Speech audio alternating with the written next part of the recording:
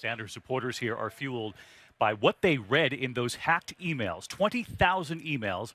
And tonight, U.S. authorities say Russian hackers were behind it on the eve of the Democratic convention. The question now, did Vladimir Putin know? And Team Clinton is asking, is Putin helping Donald Trump? ABC's chief investigative correspondent Brian Ross tonight.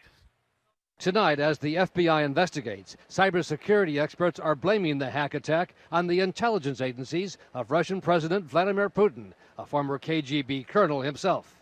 This absolutely was not an amateur operation. Security experts say the malware bug planted inside the Democratic computer contains several telltale signs it was made in Russia, including the keyboard the hackers used. It was in a Russian alphabet, if you will, that was used to create the malware.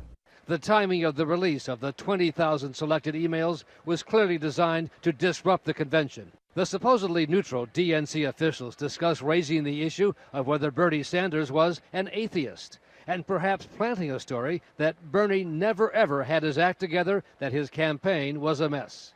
It all seems part of the well-known Russian cyber ops playbook, having already hacked into servers at the White House, the Pentagon, and the State Department.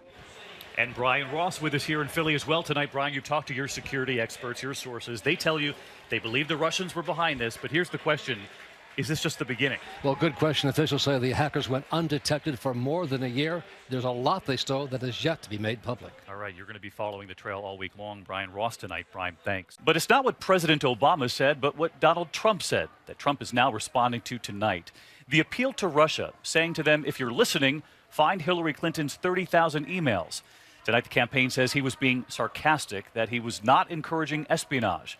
ABC's Tom Yamas on the campaign trail. Tonight, Donald Trump trying to retreat from his cyber battle cry, claiming he was just being, quote, sarcastic when he encouraged the Russians to hack Hillary Clinton's emails. Russia, if you're listening, I hope you're able to find the 30,000 emails that are missing. I think you will probably be rewarded mightily by our press. Vladimir Putin bear hugged you, practically endorsed you, said you're an outstanding man, unquestionably talented, and welcoming your call for tighter and deeper relations with Russia.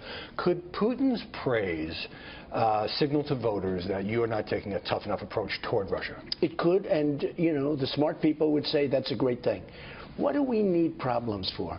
Obama and Putin don't get along. What do we need problems for, Howie? I mean, yeah, it was very nice. He said great things. He even called me brilliant. Isn't that nice? And you said that was an honor, McDonald. Of course it's an honor.